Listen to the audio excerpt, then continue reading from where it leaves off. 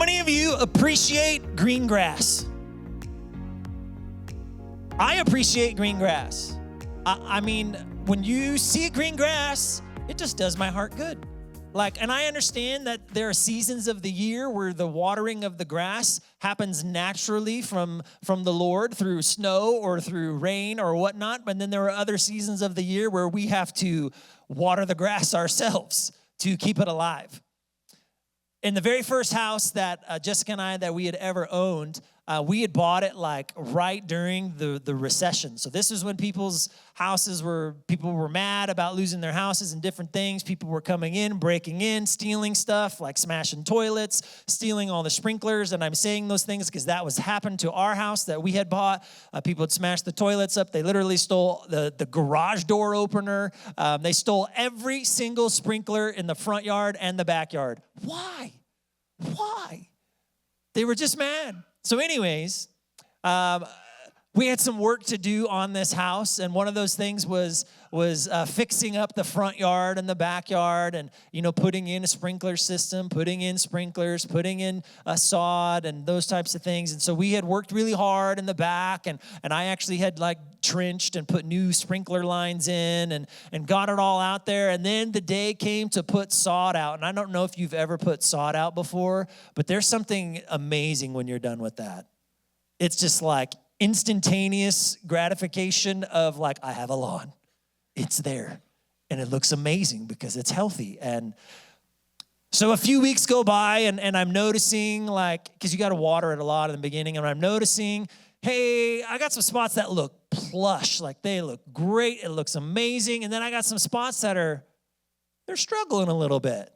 I'm going, what is going on? So I go to my sprinkler timer. I'm checking it out. Okay, how much time? Do I got everything on the right time? And yeah, I do.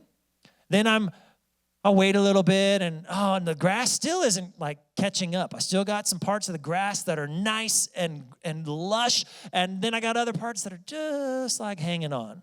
I'm going, what is going on? Because when we had prepped the ground, we had done the same exact thing everywhere across the whole yard. We had done all, the tilling of the ground and the fertilizing and all the things that you're supposed to do, but I had some spots that weren't quite up to snuff.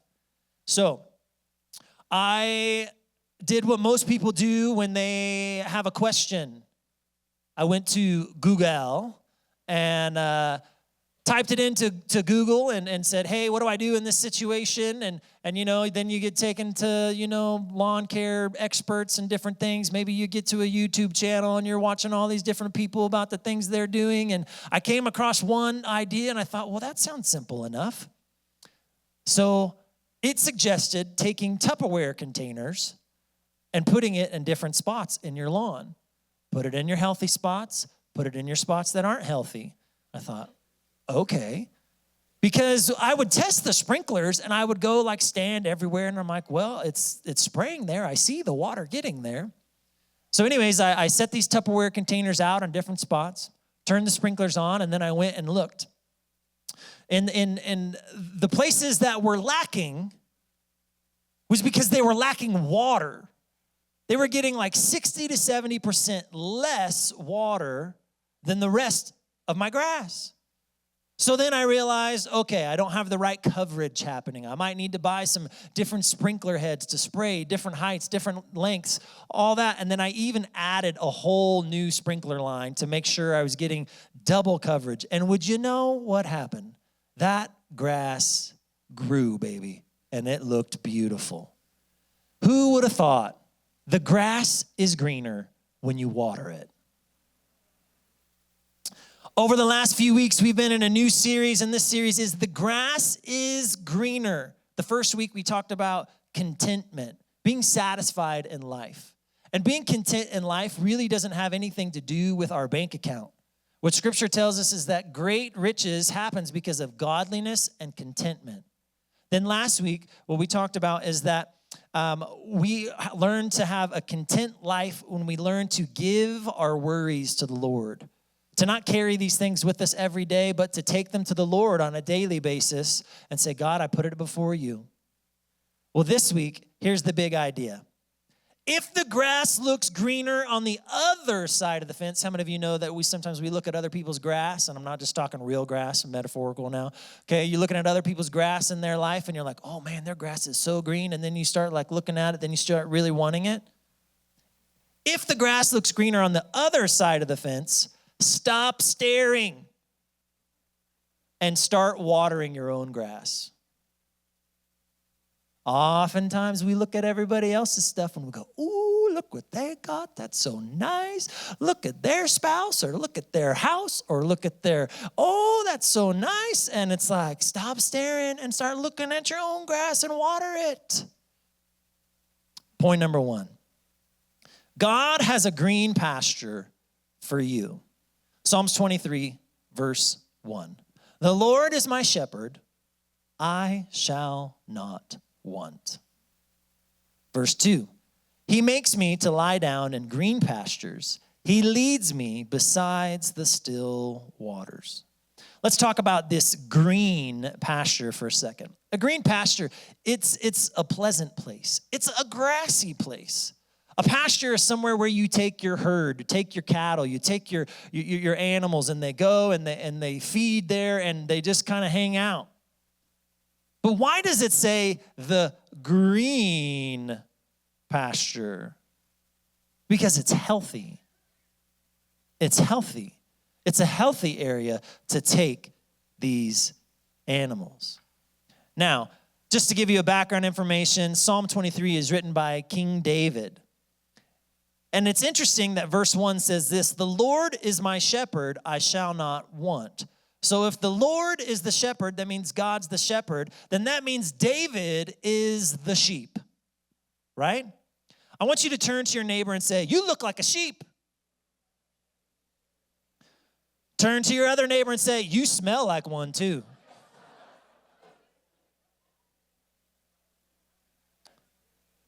Now turn to that first neighbor again and say, you need a shepherd. The Lord is my shepherd, I shall not want.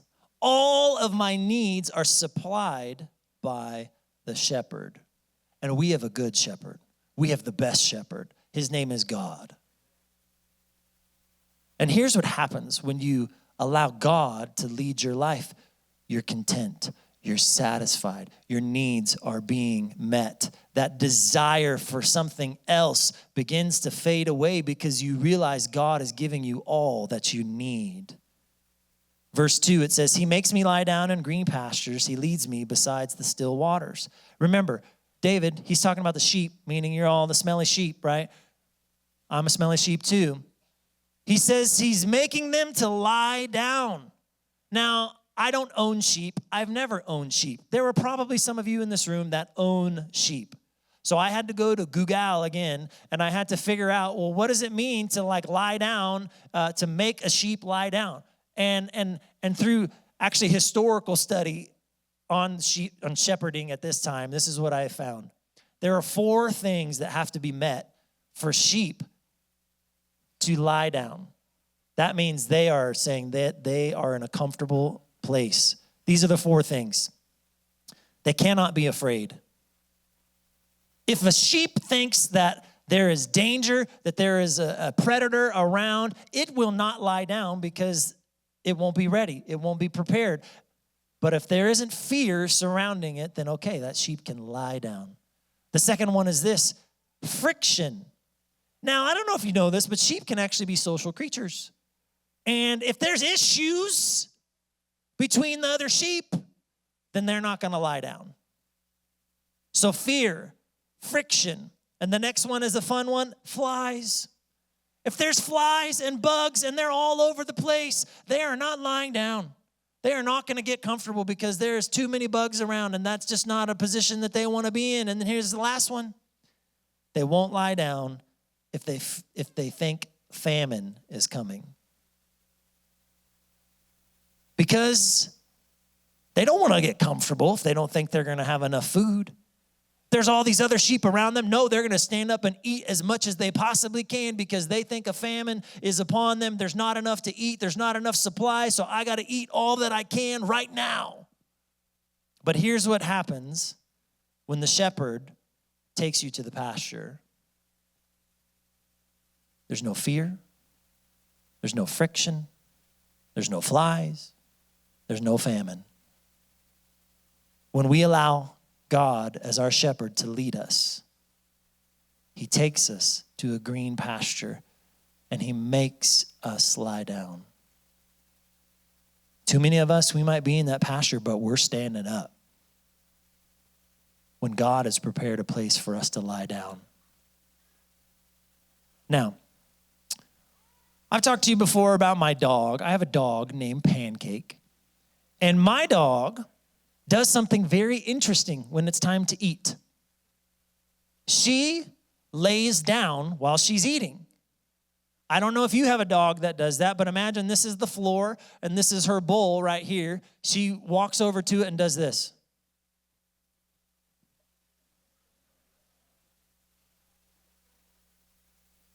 And she eats.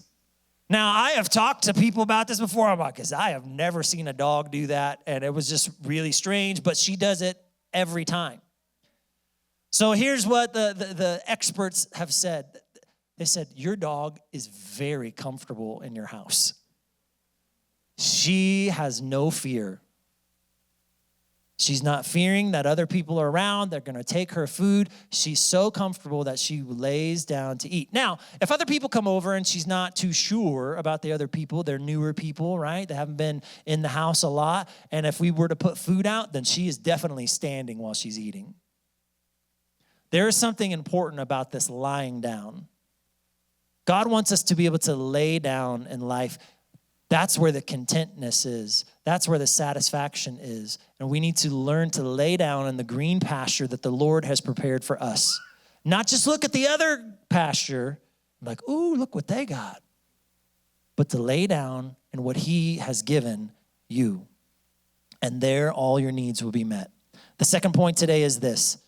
We need to renew our mind. Renew your mind. Romans 12:2. Do not conform to the pattern of this world, but be transformed by the renewing of your mind. Then you will be able to test and approve what God's will is, his good, his pleasing, and perfect will.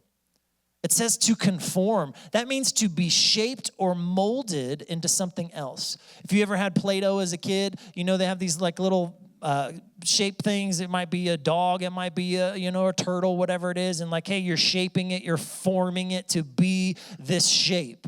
This is what happens in the world. We conform to the pattern of the world. And here's what the world tells us. You shouldn't be happy. You shouldn't be satisfied. You shouldn't be content because you need what I'm selling. You need this cream, you need this drink, you need this vacation, you need this car, you need this, you need this, you need this. They are trying to conform the way that you think. They are trying to mold the way that you think. Because why? They want you to spend your money on their stuff. And then here's the other part of it. It's not just on spending money. They want you to conform to the way that they think, to the way that they choose is the right lifestyle, is the moral lifestyle. Hey, come do what we're doing. It's okay. It's okay. Everybody else is doing it. Just live like us. Just do this, do that. It's okay. You're conforming. Everybody else is doing this. And young people, this is what happens a lot of time for you. Everybody else is doing it, so I got to do it too. You don't have to conform. You don't have to. But how? How do we go against this, right? We have to renew our mind. We have to renew our mind.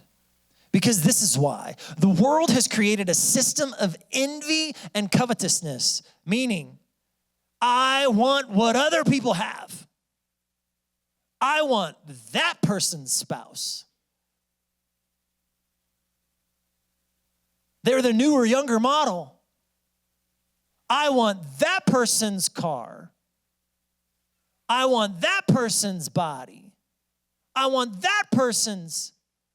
This pattern of the world has made us greedy, envious, and makes us live a covetous life, but we have to renew our mind constantly to know that, no, I am satisfied because of the Lord. And we have to be transformed, which means to change, to transfigure, to change into another form. It means to have a metamorphosis take place. We become something different. We need to be changed into a godly form. And we do this by renewing. That word renewing is like having a renovation. Any of you ever done a renovation at your house, right? It's a lot of work. But the end result can be incredible because you have now renovated, you've made something better. Now, here's why it says to renew our mind. This is very important. Listen up, lean in. Our mind is the battleground between conforming to the world and being transformed. Our mind is the battleground between conforming to the world and being transformed. What we think in here, what we put in here is very, very important.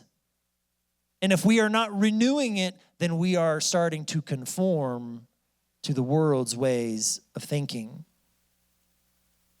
For some of us in this room, we might need to have some reprogramming happen about what you think about life, about what you think about what is good, what you think about is holy, what you think about is permissible, what you think about marriage, what you think about purity, what you think about substances. Well, you might have to have some reprogramming happen and renew your mind.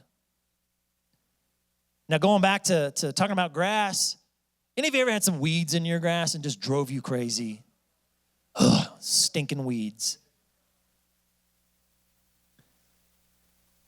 If you're like me, you have probably used a product, Weed and Feed, right? The whole point in Weed and Feed is it's supposed to attack the weeds, but also fertilize the grass at the same time. That's the goal, that's the hope that it does so that it can grow stronger. In Colossians 3, it talks about taking off things. That's our weeding process. But it talks about putting on new things, better things, holier things. That's our feeding process. So weed and feed the grass. Colossians 3. So put to death the sinful earthly things lurking within you. Have nothing to do with sexual immorality, impurity, lust, and evil desires. Don't be greedy, for a greedy person is an idolater, worshiping the things of the world. So it says to put to death or to weed it out. Now, this Greek phrase, okay, it means to make dead. Make it dead. It doesn't mean to suppress it, to manage it, to try to control it. This is what a lot of us try to do in life. I'm just going to manage that issue. I'm just going to manage that addiction. I'm just going to try to control it or try to suppress it. No, this is saying make it dead, weed it out. And that is a hard process. But he wants us to go in and get those weeds out of there. Now, the first part that it talks about sexual immorality. It's talking about sexual sin. But here's what I want you to understand is in this second part, it's talking about greed. Don't be greedy, for a greedy person is an idolater. Now, I don't think you and I like to hear that at all. Because to be an idolater means that you are serving idols. You are worshiping idols. And we don't think like, that doesn't, I don't do that. You may not have like some, little shape of a person, that you're worshiping on a statue in your house or whatnot. But can I tell you, we as Americans, we got idols. We got stuff that we put in front of the Lord all the time. All the time. And here's what happens. Money, fame, cars, houses, technology, and I'm going to lean on this one a little bit. I think a lot of us have an idol with technology. Listen, I love the convenience of technology. I love what it can do. I love that I can turn this on, turn that on. I can see sports. I can see this. I can that. But here's what happens. Y'all can't even go to the bathroom without your phone. I think that's becoming an idol. Like you get up and like, oh, I gotta take my phone with me. Why you gotta take your phone with you? What are you doing in there that you need your phone? I mean, seriously, while we're going to the bathroom, scrolling. Oop, put that in the cart. Yep. Mm-hmm. Oh, they scored a touchdown. Okay. I mean, like, again, there's the convenience side of the phone. It's wonderful. It can do so much for us, and I get it, but cell phones and tablets and devices and all of those things, we can't live without them.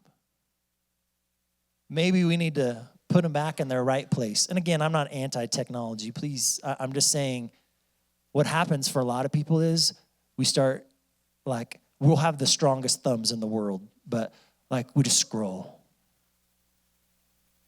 endlessly, right? Like, oh, I'm just going to take a minute, just clear my head from all the other stuff. And before you know it, it's 20 minutes.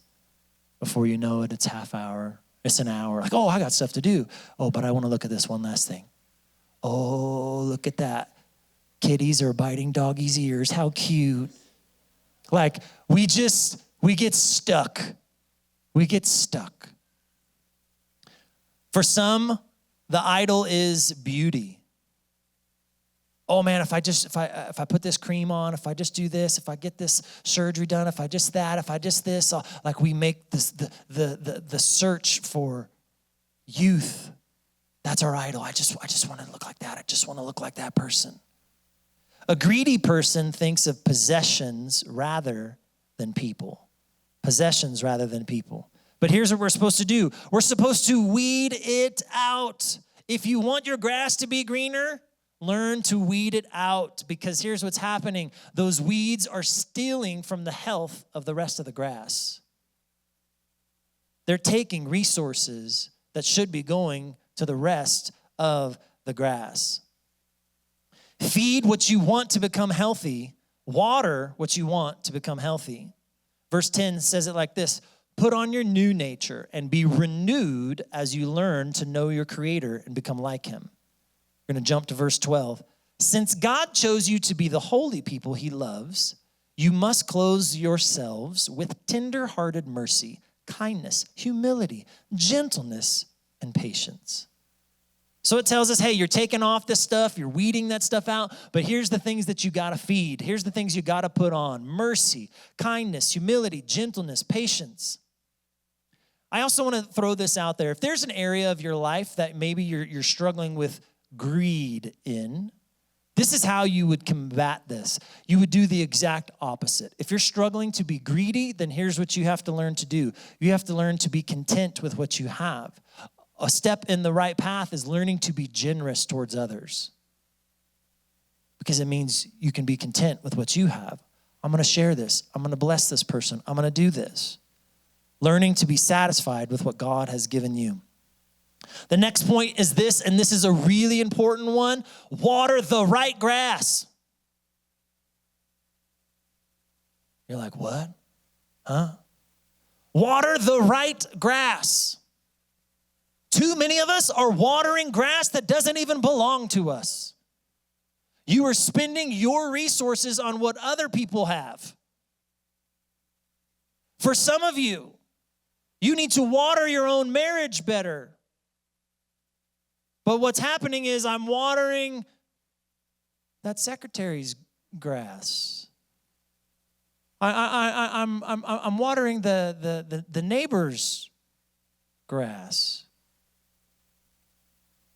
Well, my spouse, they're not very good at this or that, or, they're lacking in this area. So what do? We begin to seek other things on the other side of the fence, and we begin putting our water on other places instead of watering our own relationships. Water your grass. So how do we do that?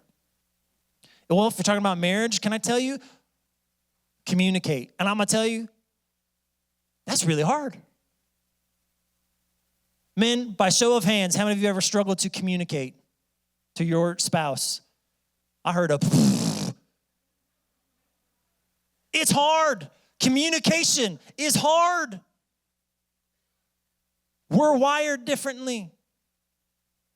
For some of you in the room, maybe the communication is like, hey, how was your day? It was great. And that's plenty, and that's good. That's all the conversation you need. For others of you, it's like an hour-long review of the entire day, reliving every single moment. It's different for different people, but you got to learn to communicate. Here's something else that you can do to water your own grass. This is an easy one, but it's a hard one. Pray together. What? Why would I do that? Because it waters the grass. It doesn't have to be like, you got to pray for an hour together. It could be right before bed and just be like, hey, let's pray together. And in that prayer, you're praying over your family, you're praying for friends, you're praying for this, you're praying for your spouse, you're praying for that problem at work. But here's what you're not doing. You're not praying things like, God, please help my scumbag husband to just put his laundry away. Please help my pig-headed child to just learn to respect. That's how we want to pray. I'm just going to tell you that's probably not going to get the best results. But what if we change up our prayer and we begin to pray encouraging things over them? God, I pray that my spouse tomorrow, that they have an incredible day at work. God, I pray that situation that they've been going through at work, God, that you would just open up a door for communication. God, that you would just do something there, Lord. Help them to share the gospel with them, Lord. Help them to have peace as they walk into that meeting. It might be tough, it might be challenging, but God, help them. Lord, encourage them. Let them know that you see them. Let them know that you care for them. Pray encouraging things, uplifting things. Pray for each other. Learn to respect and love each other. That may mean like doing some things that you don't necessarily do, but your spouse likes to do. So, okay, but I like my spouse. I love my spouse. So I'm going to, I don't want to go do this thing, but okay, they really want to do that. So, okay, let's go. Do some things to water the grass. That may go on a date, buy some flowers. That may be doing whatever, going fishing together. I don't know, whatever it is for you. But do something together. This isn't on the screen or in the notes today, but in verse 17, Colossians 3, whatever you do, whether in word or deed, do it all in the name of the Lord Jesus, giving thanks to God the Father through him. So, how do we water the right grass? With our words and actions, okay? Our words and deeds. Again, speak life into those situations. Speak life over your children. I know children can be tough. I know your boss could be pig-headed. I know that situation is hard, but speak life over it. The scriptures say it this way, the tongue can bring death or life. So what are you choosing to bring? Death or life? Water the grass. Speak positive about it. And I know you may, you don't know my spouse. They're struggling. They're doing. Listen, you may have to get really creative in the things that you are trying to say and speak life over. And you may just be like, you are an amazing, gifted sleeper. God has gifted you with the ability to sleep through that child waking up through the middle of the night, which I got up with 3 times in the middle of the night, but God has given you the ability to rest. Maybe your spouse is a horrible cook. And be like, baby, ain't nobody make toast like you. Figure it out. Speak some life into something. Whatever it is. But again, water the right grass. Water the right grass. Let's talk about our personal health. This could be our physical health, our mental health. And what a lot of us do, if this was your water, this was what you had to pour out into the grass around you, here's what a lot of us do. This is the very last thing that we pour water into in our own lives, is we pour water on the spouse, pour water on the kids, okay, yep, my job, job, yep, career, okay. And then it's like, my own health, my own well-being, my own physical, my own mental health, there's a drop. Right? I mean, that's what happens to a lot of us. We pour out so much of ourselves in other areas of our lives that we have nothing left to give. Have you ever been on a plane before and they say, hey, in an emergency, these little oxygen masks are going to come out. And what do they always say? Put yours on first before you help others. And you're like, before my child? Before my elderly parent? Yeah, put it on first, because if you die, how are you going to help them? Like, put it on. Water your grass. Take care of your body. Take care of your mind. Do the things that you need to do to be a green pasture. Because a lot of us just pour it out on other people. And we don't water the right grass. Let's talk about finances for a second. This is what a lot of people do. God, I want your blessing on my finances. Please, Lord, help me with this, help me with that. And God, I want your blessings, but God, I won't be obedient. This is what a lot of us do. God, I want your blessings in my finances over my life, but yet we aren't obedient to what he asks us to do with those finances. God, I don't want to be in debt, but God, I just want to keep buying stuff because I love it. I love seeing those Amazon packages outside my door when I get home. For some of you, this is a deal. Like, you're wondering, where does your money go? It goes to the cardboard in front of your house. I just need this. I just need this. I just need this. God, I don't want to have to live paycheck to paycheck. We'll get on a budget. We don't water the grass. We want the grass to look that way. We want the grass to look green. We want it to be that, but we don't want to do the work associated to get the green grass.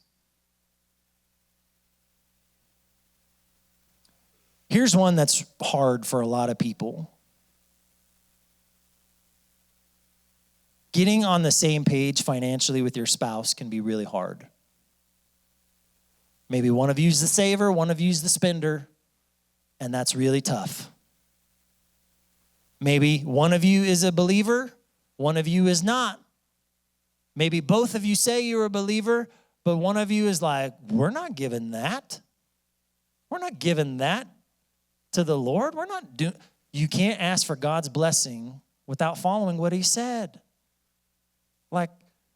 And I understand those are hard conversations. Those are difficult conversations. But if we want the grass to be green, we got to water it. Now, let's talk about a watering priority list, because let's be real. You only got so much water. Do you know what the first water priority is? Your faith. It's not your spouse. It's not your kids. It's your faith in the Lord. That has to come first. And for most of us, it's the last. Are you spending time with the Lord? Are you in your word? And I know I say this like every single week, because it's something that so few people actually do, is spend time in the word of God. Allow that time with the Lord to fill you up, because here's what happens when you put God first. He gives you more water. If you want more water to be able to help in all the things in your life, put God first. Let him fill you up. Next on your priority list, it should be your family, whether that's a spouse, whether that's yourself. If you're single, that's yourself then. Maybe it's your parents, maybe it's whoever. And then after that, maybe it's some friends, some relationships, some people.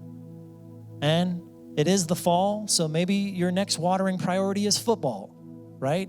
Maybe that's the thing that you would have watered. Hey, it's football season, and so and that's cool because I'm watching too, right? I like football. Here's what happens. Too many of us are watering grass that doesn't belong to us. Too many of us long for grass that doesn't belong to us. And I know we have this phrase, the grass is greener on the other side. But can I tell you, here's what happens.